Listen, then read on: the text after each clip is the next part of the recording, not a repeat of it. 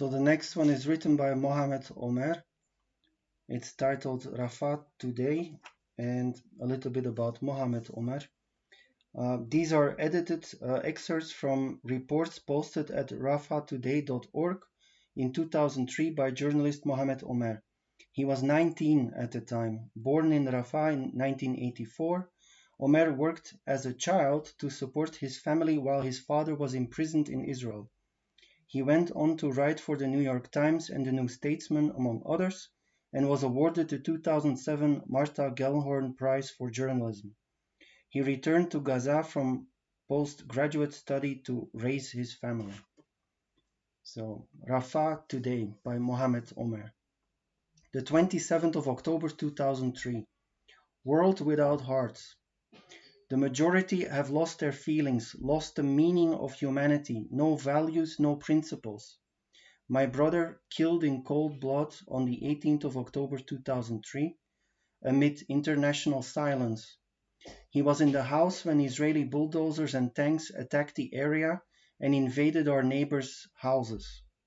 The street was completely destroyed and there were only two choices: either to be bulldozed with the house and killed under the rubble, or to get out of the house and be killed in the shelling and sniping that doesn't differentiate between children, women, or the elderly. All are targeted. So 2003, not 2023.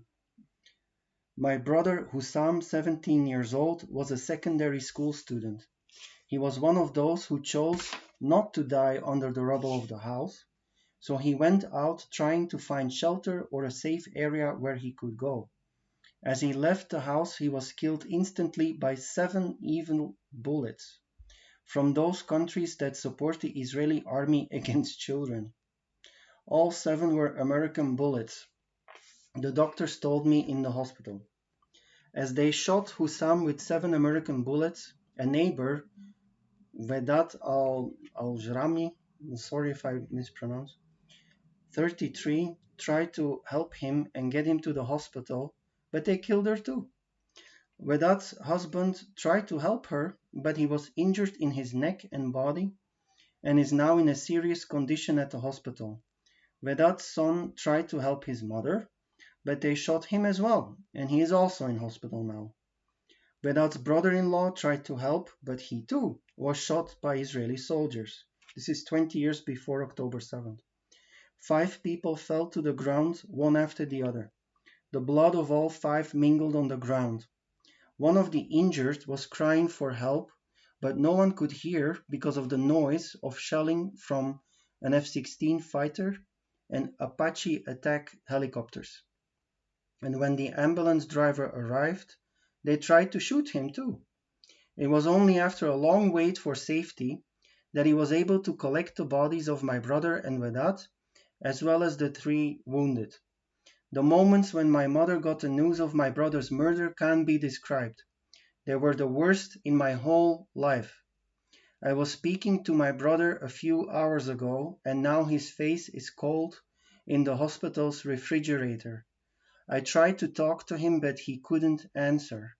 I touched his face and understood the hateful thing that had happened. Vedat, what did she do to be killed by Israeli bullets? She has left behind 4 children, one just a baby. My brother was killed with 7 bullets. Why? Those trees that were destroyed, those houses, why? 23rd of December 2003. Rafah refugee camp is being shelled by Israeli Apaches.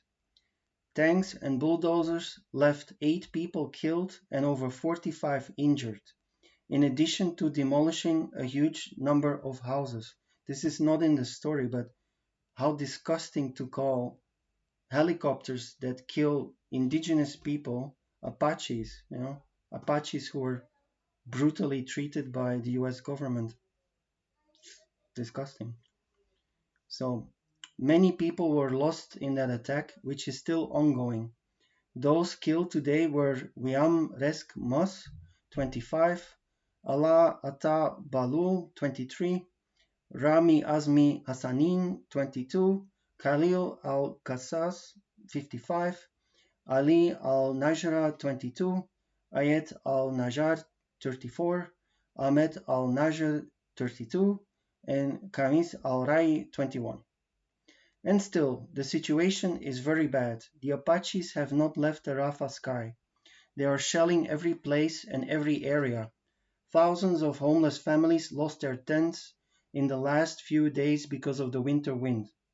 Now, families that are newly homeless will also have to live in tents on the street in the cold. 26th of December 2003. The number of homes that have been demolished is still unclear. The clinic was also partially destroyed. This time, women and children were not injured by bullets, but by dogs.